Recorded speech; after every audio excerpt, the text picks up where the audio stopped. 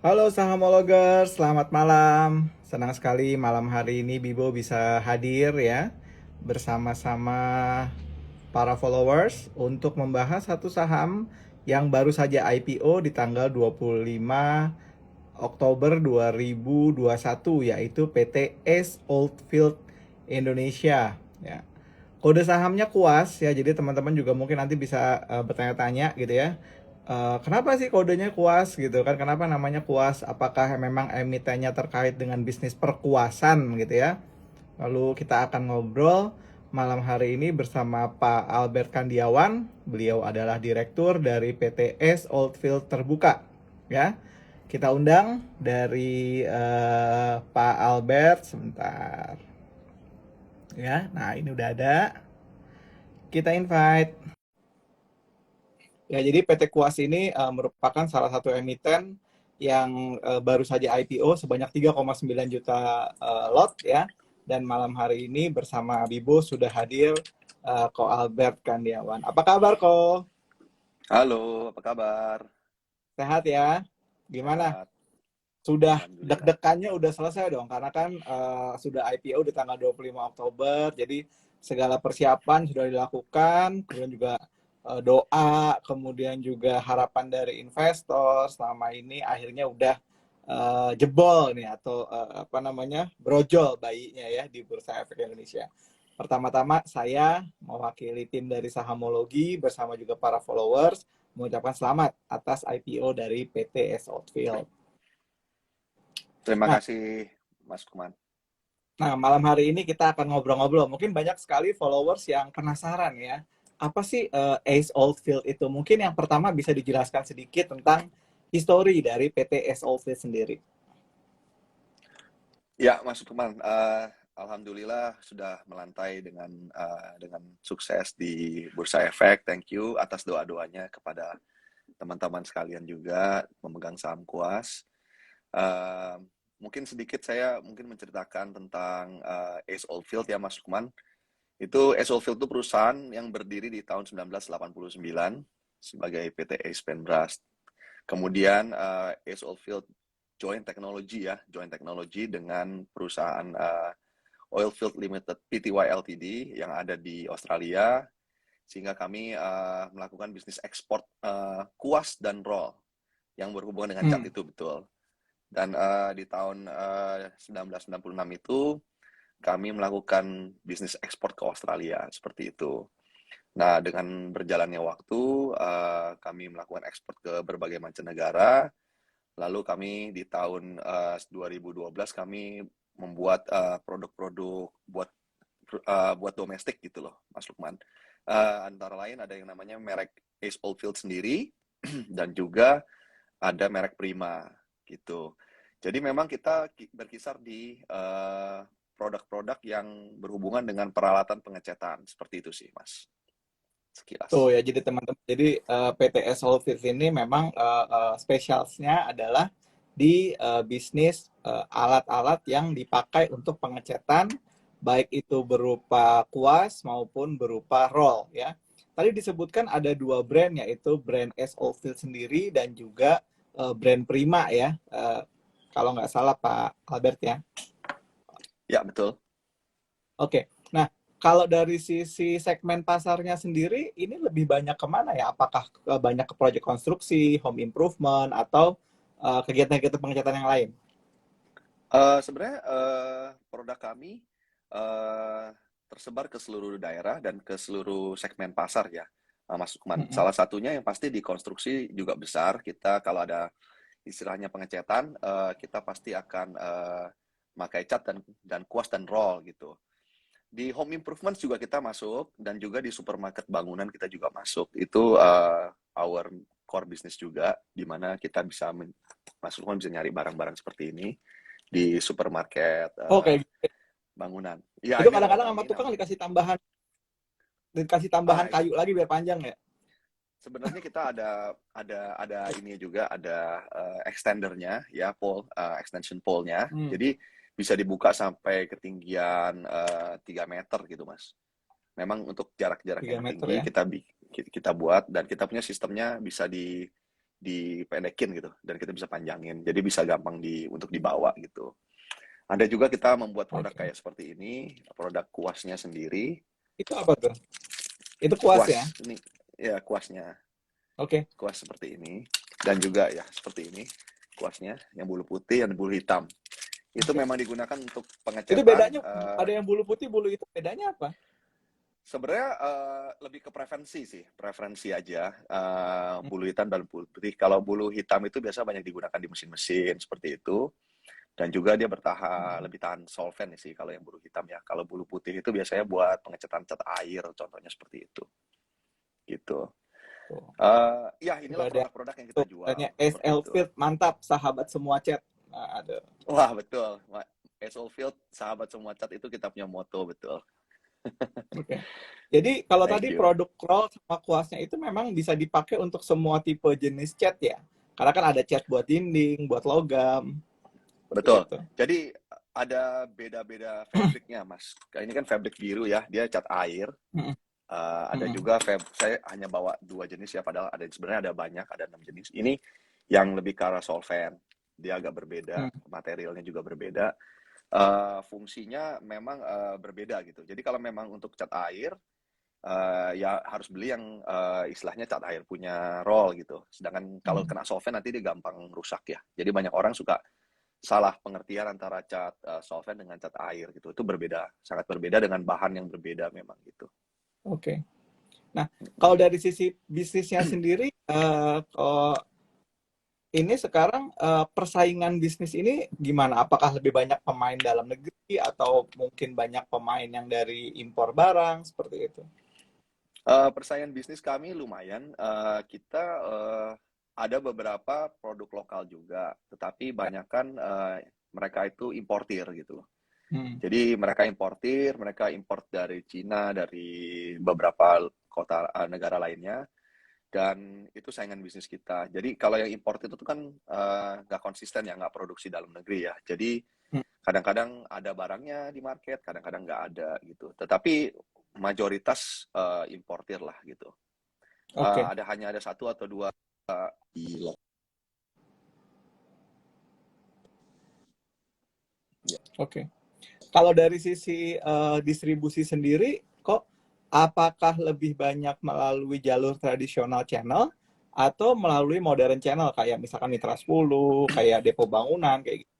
Ya. Kalau distribusi kami dua-duanya jalan ya. Distribusi kami yang produk Esolfield melalui PT Catur Sentosa Adi Prana Tbk. Dia yang mendistribusikan produk Esolfield kami. Jadi CSA itu PT CSA itu kan salah satu dari induknya Mitra 10 juga. Jadi produk kami pasti masuk ke Mitra 10 gitu. Ya kita Hmm. masuk juga ke Depo Bangunan, BJ Home, produk-produk supermarket bangunan kita masuk semua. Kita sudah kira-kira hampir menurut data kita 90% dari supermarket bangunan kita sudah masuk ke sana. Di lain itu kita juga melakukan distribusi melalui 40 lebih distribusi di seluruh daerah Indonesia, di seluruh provinsi Indonesia.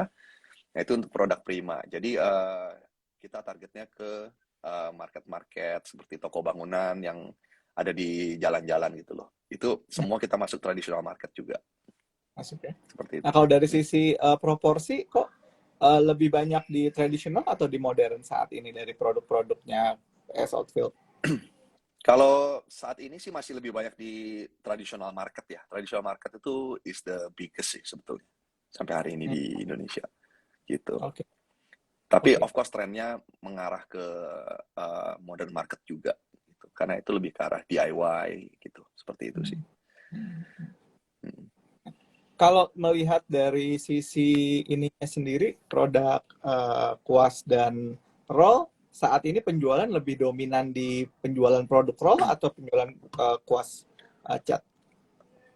PT Esolfield itu sebenarnya perusahaan pertama yang introduce ya roll di Indonesia. Hmm. Kita boleh klaim kita yang pertama kali mengedukasi market Indonesia untuk menggunakan roll. Makanya roll kita, roll Aceh Biru itu ya istilahnya sangat orang tahu lah produk roll Aceh Biru karena kita yang pertama kali di Indonesia yang meng-create roll market. Jadi memang penjualan kita dari antara kuas dan roll masih lebih banyak roll daripada kuas gitu. Oke. Oke. Dan tren sendiri memang orang sekarang lebih banyak pakai roll ya ketimbang pakai kuas atau gimana? Atau kuas itu untuk spesifik kegiatan, misalkan ngecat pagar gitu ya, mungkin Iya, kali ya. iya, Kalau iya, roll betul. mungkin lebih banyak buat ngecat tembok seperti itu ya. Oke. Nah, Iya, kan kemarin baru saja IPO nih. iya. Penggunaan dana IPO-nya direncanakan untuk apa? Sebagian untuk penggunaan pembelian tanah di lingkungan pabrik, yang sebagiannya lagi, sebagian besarnya lagi untuk ekspansi bisnis, untuk modal kerja, dan juga untuk memperbesar dan memperluas kita punya distribution channel gitu, Mas. Oke. Kalau dari sisi pabrik sendiri saat ini kapasitas berapa ya? Kalau boleh tahu Eh, Kapasitas untuk pabrik pembuatan dalam roll. roll 1 bulan kita bisa hampir 500.000 ya, 500.000 roll sebulan kayaknya ada. 500.000 roll sebulan ya. 500.000 roll sebulan. Nah, Dan itu kalau bukan maksimum, itu tergantung bukan dari shift juga, Mas. Ya, bisa masih sip. kita tingkatkan Oke, lagi. oke. Berapa jumlah karyawan yang saat ini dimiliki oleh PT S Outfield? Kita saat ini memiliki 440-an lebih ya karyawan, seperti itu, Hmm, kira-kira. Oke. Kalau dari Dari sisi sebaran produk penjualan sendiri antara konsumsi dalam negeri sama untuk ekspor berapa banyak kok? saat ini kita strateginya memperbesar dan memperluas domestic market, Mas Lukman. Jadi kita memang sekarang sudah lumayan fokus ke domestik, kita sekitar 80% di domestik, 20% penjualan ekspor, seperti itu. Oke. Jadi Ya, memang pasar dalam negeri juga masih lukratif ya untuk digarap ya, gitu. ya betul, Mas. Untuk yang ekspor sendiri banyak ke negara-negara mana selama ini dari experience? Kita ada ke Australia, ada ke Amerika, ada ke Asia Pasifik, ada ke Oceania, ada ke Fiji, ada ke New Zealand. Sementara sih masih itu ya, Mas. Tapi dapat juga nanti dari areal Asia Pasifik masih ada juga sih masuk seperti itu. Oke. Kalau dari sisi produk yang dijual di pasar dalam negeri dan di pasar ekspor, apakah berbeda secara spesifikasi atau sama? Oh, berbeda Berbeda sekali. ya? Jadi produk ekspor tuh kualitasnya bisa lebih tinggi daripada produk lokal karena mereka ada spek sendiri dan juga secara produk mereka beda ya, cara badannya beda, ukuran badannya besar, mereka juga pegang roll mesti yang lebih kokoh misalnya, lebih besar. Jadi memang berbeda, Mas. Itu ada semacam research and development-nya juga dari kita. Kalau kita bawa produk ekspor untuk kita jual di lokal, orang Indonesia itu badannya kan nggak sebesar orang orang di luar negeri ya, badannya besar, tinggi. Hmm. Jadi kita harus desain roll-nya itu lebih kecil dan lebih efisien gitu loh. Kalau nggak nanti baru ngecat sebentar, udah capek gitu. Nggak sesuai dengan weighting-nya gitu. Ya, Seperti itu. ya. Jadi kita Nah, memang desain berbeda gitu. menarik, menarik, menarik. Jadi kalau untuk orientasi ekspor dari sisi spesifikasi juga berbeda, tapi memang saat ini perusahaan lebih banyak dominan 80% di pasar dalam negeri. Ya. Nah, bagaimana kondisi pandemi terakhir dari tahun 2020? Apakah punya dampak yang kurang menyenangkan terhadap perusahaan? Alhamdulillah sih kita masih bertahan dengan baik, bahkan cenderung ada peningkatan omset dari yang tahun sebelumnya. Pandemi pasti ada dampak di berbagai wilayah, tetapi kita memperkuat wilayah yang kita memang sudah cukup mature dan kita meningkatkan lagi penjualan kita di daerah sana. Kita bikin promo yang lebih besar, kita memberikan mereka ya istilahnya nggak tahu sekarang ini posisinya itu DIY itu sangat itu ya sangat ngetren ya. Jadi Mm-mm. orang banyak tuh beli roll, terus dia ngecat sendiri di rumah, temboknya dicat sendiri. Jadi penjualan kita meskipun pandemi lumayan stabil gitu, Mas, kelihatannya. Hmm. Dan cenderung meningkat sedikit dari sebelumnya. Ya. Ya. Ya memang sih karena kan ketika kita dalam kondisi kayak pandemi terakhir ya, banyak orang punya activity baru di rumah ya. Misalnya Iya, kalau yang ibu-ibu mungkin lebih banyak melakukan apa activity untuk merawat tanaman atau memelihara hewan peliharaan.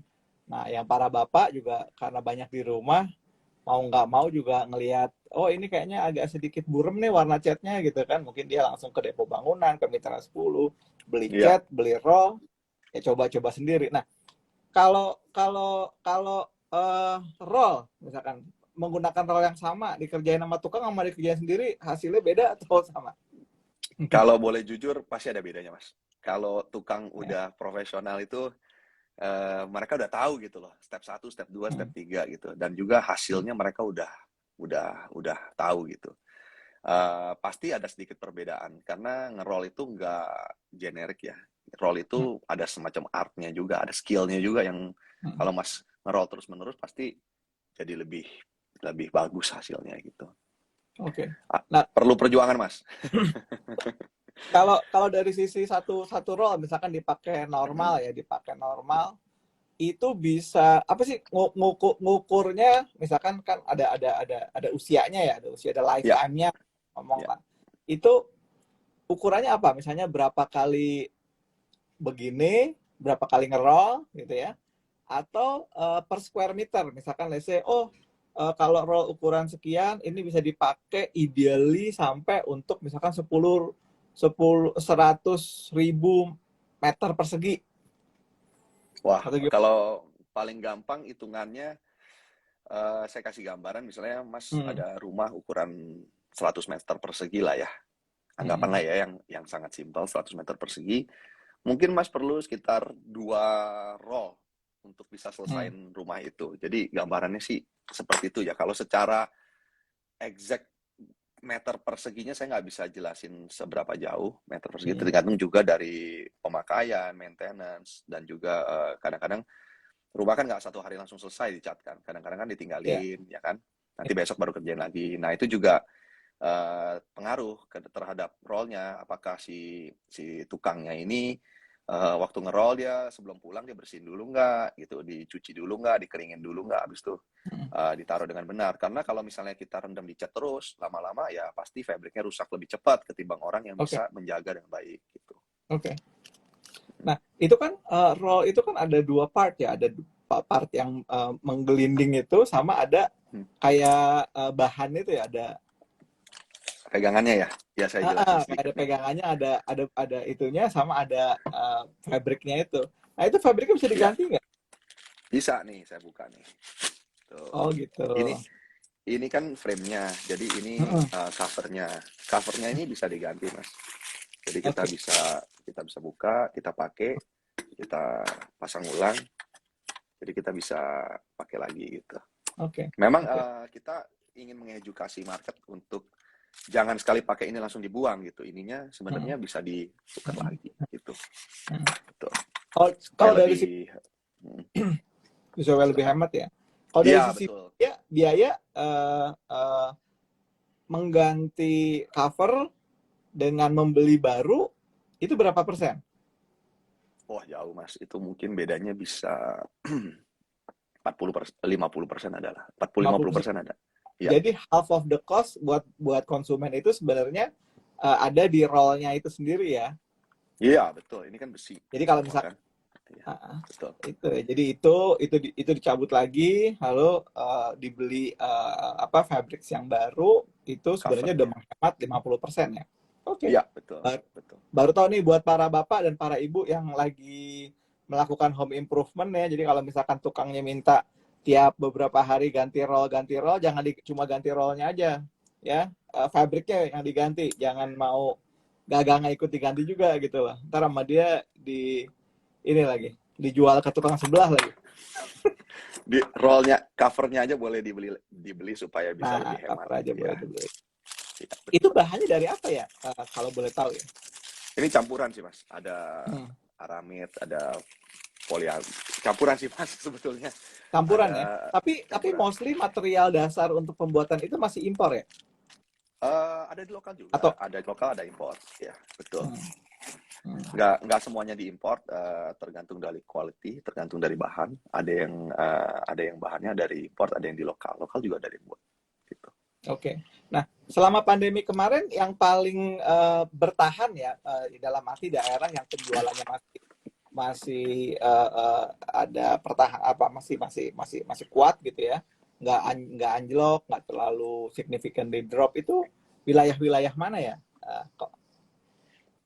Pastinya di daerah Jawa ya. Jawa tuh lumayan strong, populasinya juga banyak, penjualan juga tetap stabil, meskipun ada penurunan, tetapi masih lumayan bagus lah di Jawa. Di Sumatera sendiri, terakhir saya cek data, lumayan stabil juga. Cuman mungkin Hmm. daerah yang kurang bagus mungkin daerah Medan sih. Tapi yang lain sisanya quite stable. Oke. Secara daerah yang paling kurang stabil mungkin daerah Bali ya. Karena Bali kan banyak turis dan sekarang benar-benar nggak ada turisnya sama sekali. Jadi villa-villa, hotel juga mungkin masih bertahan sebelum Bali dibuka baru bisa penjualan meningkat lagi gitu. Overall Jawa masih kuat sekali sih. Nice, nice. Kalau dari sisi ini sendiri apa namanya? eh Tadi kan pandemi berdampak, tapi daerah-daerah tertentu mungkin penjualannya masih strong. Ada pengalaman seasonal nggak? Dalam arti di periode mana sih waktu-waktu bulan-bulan tertentu itu biasanya demand dari roll ini tinggi? Misalnya, apakah dekat-dekat Lebaran, dekat-dekat Tahun Baru, seperti itu? Iya betul, betul. Ini bisnis ini sebetulnya bisnis seasonal, Mas Lukman tadi very Hmm. on point banget sih. Jadi nggak all year round itu omsetnya begini terus enggak gitu. Jadi Hmm. pasti seasonal. Jadi betul Mas, seperti yang Mas bilang, contohnya pas sebelum Lebaran itu biasanya penjualan meningkat dengan luar biasa karena orang-orang toko-toko semua jualannya kenceng untuk ya itulah mau Lebaran kan pasti banyak kerabat-kerabat yang mau datang ke rumah, jadi mereka ngecat dan lain-lain untuk mempercantik rumahnya kalau kerabatnya datang. Itu betul. Satu lagi biasanya di bulan Oktober, November, Desember ini penjualan pasti meningkat ya, toko-toko penjualan meningkat karena mereka biasa mau tutup paket Mas, tutup paket Hmm. ya kan kita biasa bukain paket buat mereka supaya dapat hadiah-hadiah gitu kan dari Hmm. dari distributor seperti itu. Jadi seasonal sekali antara dua waktu ini gitu Mas. Jadi biasanya kalau setelah Lebaran agak turun sedikit, tapi nanti bulan berikutnya naik lagi gitu. Overall memang ada cyclical gitu loh bisnisnya, Hmm. betul.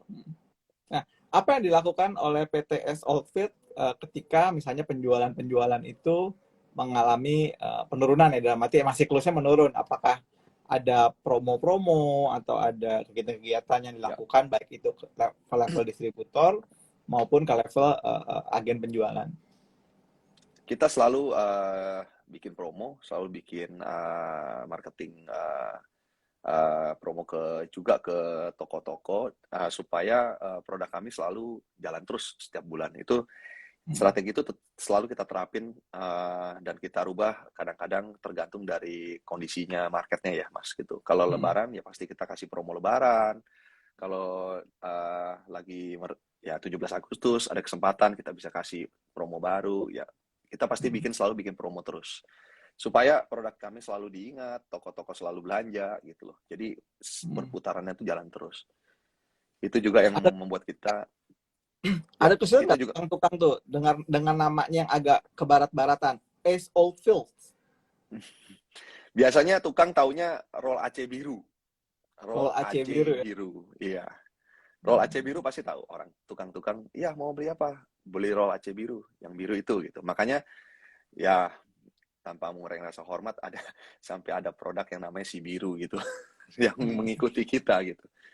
Oke. Jadi ya kita lebih terkenal dengan nama roll AC biru gitu. Roll Aceh biru ya. Nah, Iya. apa yang akan dilakukan berbeda nih setelah IPO dari sisi operasional, dari sisi marketing untuk meningkatkan penjualan? Oh, kita pasti memperluas dan memperbesar distribusi kami. Itu satu. Kita pasti akan meningkatkan penjualan kami dari cara mendistribusi yang lebih luas. Itu satu.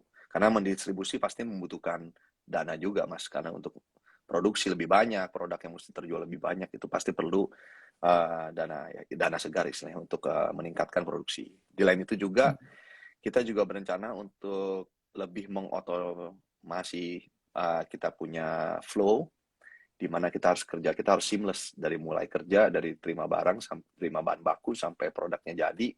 Kita harus lebih seamless lagi supaya lebih cepat produksinya, supaya kita bisa lebih efisien, Mas, untuk menjual produk. Kadang-kadang kita kalau bersaing di market kan harga sangat menentukan ya. Ada yang lebih murah sedikit, kadang-kadang toko bisa pindah, bisa apa, makanya kita tutup dengan paket. Nah, paket ini kan kita pasti harus kasih insentif. Nah, insentif ini mungkin salah satunya bisa kita tingkatkan lagi dengan cara ya kita efisiensi gitu. Harganya bisa kita tekan lebih murah, ya kita bisa kasih lebih banyak istilahnya banyak benefit buat toko-toko dan distributor. Itu target kami sih untuk meningkatkan volume dan juga distribusi kami sekarang gitu. Oke, oke. Hmm. Suka bikin gitu nggak, jalan-jalan kayak gitu nggak dulu? Dulu ya, sering banget. Sekarang semenjak masa pandemi agak lebih sulit, Mas. Lebih ke paket-paket handphone, paket-paket voucher kayak gitu-gitu. Lebih beda Ya, lah. Mm-mm. sama lah. Nggak jauh beda ternyata ya, bisnis-bisnis apa yang terkait dengan produk-produk yang ke retail itu memang banyak sekali insentif yang diberikan ke distributor, agen, dan penjual, sehingga Mm. produk kita bisa tetap top of mind ya. Dan juga ketika direferensikan itu, bang mau beli roll gitu, ya udah Aceh biru kayak gitu kan. Iya, Oke, betul. Seperti itu. good, good, good, good. Mm. Kalau dari sisi produksi sendiri kok eh, waktu yang dibutuhkan ya untuk kan ini kan kalau dilihat kan seolah-olah kan seperti dua produk menjadi satu ya.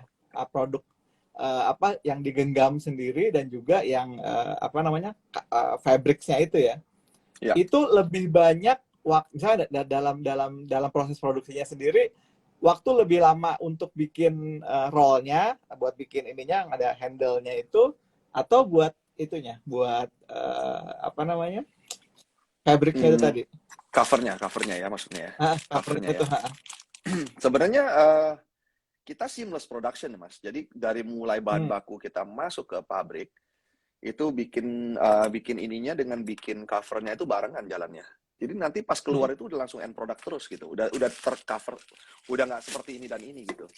Hmm. Nanti tinggal masuknya waktu kita selesai produksi itu barangnya udah jadi seperti ini, tinggal di packaging doang gitu. Jadi Oke. kalau dilihat itu yang kita time. Seberapa banyak Hmm. barang ini bisa keluar dari pabrik dalam sehari. Itu yang kita hitung. Jadi kita nggak cuma hitung, oh saya produksi ini doang. Kecuali saya lagi ada divisi yang memang khusus untuk produksi cover only gitu loh. Hmm. Tapi secara produksi kita itu seamless. Jadi sekaligus langsung jadi satu, jadi packaging, jadi berapa box gitu. Oke. Biasanya kalau ditanya Nah, waktunya, harusnya mereka almost the same. Karena kita nggak boleh ada bottleneck di tengah-tengah. Kalau ada bottleneck berarti kita ada penumpukan gitu loh. Itu yang hmm. menjadi ya, loh kenapa yang sana lebih efisien daripada yang sana gitu. Berarti di sana kurang efisien, kita harus tingkatin lagi supaya hasilnya itu lebih lebih optimal gitu. Oke. Kalau kalau saat ini pabrik berlokasi di mana? Di Cilengsi. Di Cilengsi ya. Itu Ya, di cuma satu Cilengsi. aja, production plan di situ doang. Iya, sementara masih baru satu. Seperti itu. Oke, oke. Menarik, menarik. Itu kapan-kapan kita coba lah untuk lihat lah. Penasaran juga nih. Kemarin saya habis main ke tempat pabrik teman saya, itu dia punya pabrik pulpen. Pulpen pilot Oke. ya. Saya Ya. lihat, oke, ini tahu prosesnya bikin pulpen gitu kan. Nah, kapan-kapan saya pengen coba, penasaran, pengen lihat bikin roll kuas, roll cat ini kayak gimana sih gitu kan. Kan Cilengsi mah deket lah ya. Dekat, Lokasi dekat. sebelum sebelum mana? Sebelum sebelum Mekarsari atau sesudah Mekarsari? Eh, di Mekarsari ya, di seberang Mekarsari. Sebelum Mekarsari, tadi dekat Di Ciputra yang baru ya. ada keluaran apa namanya rumah sakit ya, ada rumah Ya, sakit ya, lebih ke arah eh, lebih ke arah lebih jauh sedikit lah dari rumah oke. sakitnya. Ha, Ya lah. nggak terlalu jauh sih. Hmm. Kita coba ke daerah situ deh. Nah, sekarang ini kan baru baru beberapa hari IPO nih. Mungkin ada beberapa teman yang ngelihat, oh ini perusahaan apa namanya berorientasi pemenuhan kebutuhan dalam negeri, kemudian juga terkait dengan bisnis yang mendukung apa namanya, pengecetan ya.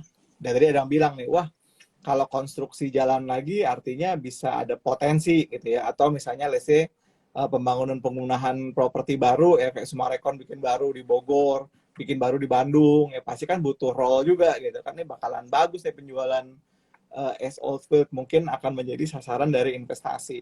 Nah, apa sih alasan kuat investor untuk berinvestasi di saham kuas ini?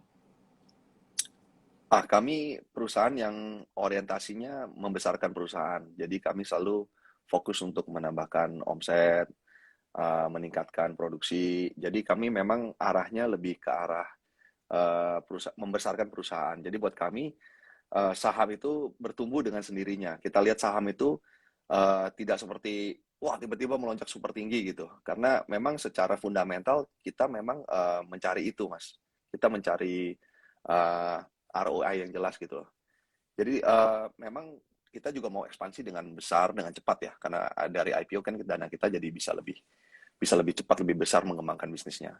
Dari situ ya pasti kita slowly kita harus pegang market capitalization yang bagus gitu kan, supaya kita punya saham juga naik terus dan bisa bagi dividen terus gitu loh. Itu yang kita selalu incer gitu loh. Jadi kita bukan semata-mata perusahaan yang kayak tech company ya. Kalau tech company kan Mas tahu sendiri. Hari ini beli, besok valuasinya luar biasa tinggi gitu kan. Exit gitu kan. Kalau di kami memang awalnya seperti perusahaan manufaktur apa adanya. Jadi kita memang ada staging di mana kita pasti akan mencapai satu stage itu lumayan stabil gitu, pelan-pelan pasti kita naik. Ya, hopefully saham kita bisa tumbuh terus. Jadi pemegang saham juga happy dengan harga yang meningkat dan dividen yang diberikan. Seperti itu sih kita. Tuh, teman-teman, jadi kalau berinvestasi di saham perusahaan seperti ini, jangan ngelihat dari pergerakannya. Wah, kemarin beli 300, sekarang jadi sekian ya. Namanya perusahaan perusahaan baru IPO kan pasti adalah orang yang ingin take profit. Kemudian ada Betul. orang juga yang ingin apa namanya, buy low atau buy high seperti itu ya. Jadi memang performa jangan dilihat dari the first 3 days lah. Ya, ini perusahaan baru IPO di 195, sempat 300 dan sekarang di 230 something gitu. Jangan dianggap bahwa wah gue nyangkut sini. Nah, kan tujuan kalian kan berinvestasi gitu. Kalau berinvestasi adalah kalian harus melihat perusahaan ini memiliki prospek, memiliki pasar, memiliki manajemen yang mumpuni, apalagi Ace Oldfield ini kan adalah perusahaan yang pionir ya, boleh dibilang gitu ya.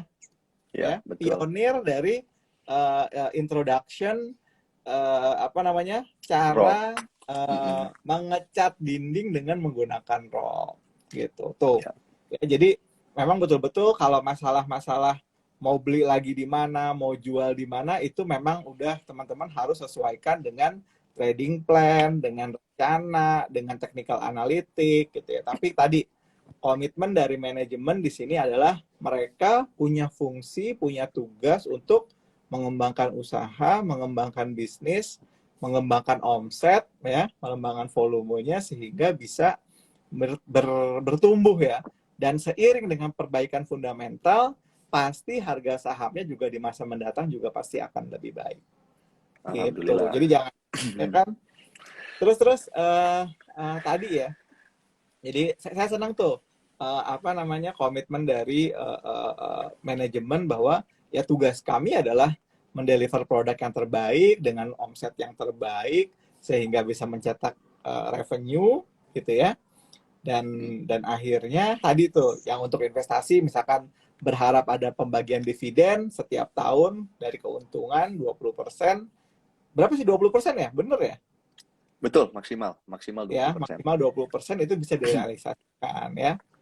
Ya. Gitu. Nanti kalau misalkan untuk trading mah terserah teman-teman. Kalau itu mah bukan jadi tanggung jawabnya manajemen gitu. Masa trading saham yang beli saham teman-teman gitu kan, nanyanya ke manajemen, Pak ini saya kok cangkut saham ini ya. Kamu emang saya nyuruh beli trading gitu kan? Enggak gitu kan. Manajemen mah fungsinya bukan ngurusin trading saham TikTok-TikTokan tiap hari gitu ya. Itu Nah, market yang bergerak ya.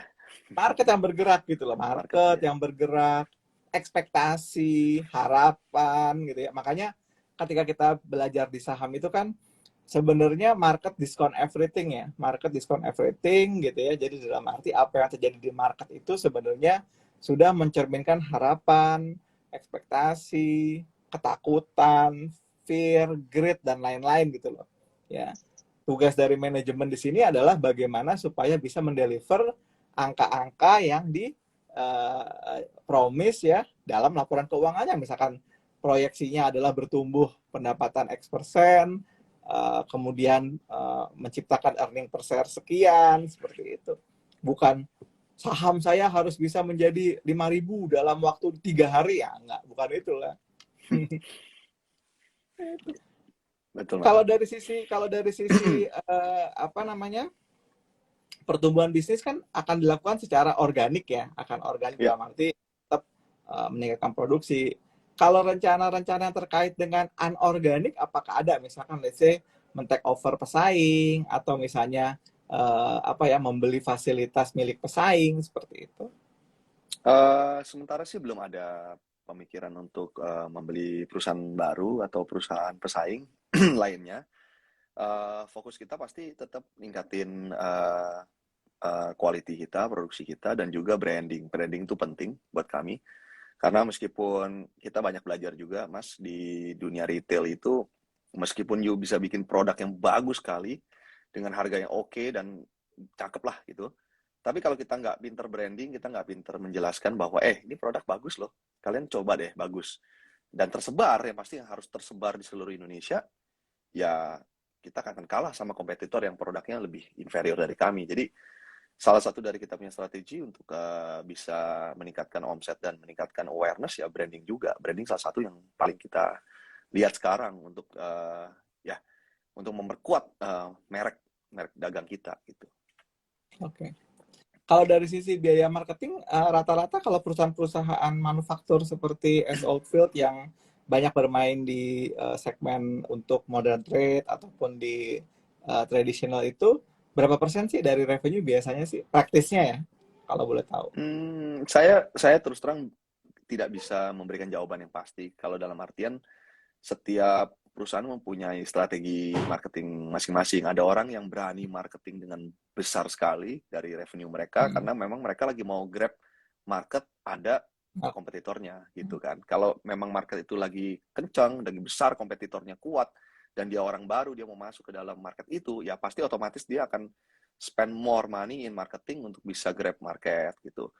Sedangkan kami mungkin ada juga kompetitor-kompetitor kami yang berusaha seperti itu gitu kan. Tetapi kita sendiri yang penting kita lihat bahwa margin untuk distributor bagus, margin untuk toko bagus, dan juga perputaran produknya banyak. Kita juga tetap memberikan insentif tersendiri. Buat kami sih patokannya itu naik turun gitu loh, nggak bisa selalu sama gitu dari tahun ke tahun. Kita juga harus lihat pangsa pasar kita tuh dimakan nggak gitu sama orang. Kita do survei, kita melakukan survei, bener nggak kita dimakan nggak pangsa pasar? Terlalu banyak nggak? Produk kita ada nggak di toko-toko gitu? Kalau nggak ada, wah kenapa gitu? Kita harus lihat, oh berarti kita kurang promosi, kita kurang branding, kita kurang apa? Itu yang selalu kita lakukan. Kita punya tim sendiri untuk ngelakuin itu. Dari situ barulah mereka request untuk marketing expenses atau marketing expenditure. Kita harus punya satu strategi itu sendiri dulu gitu. Oke.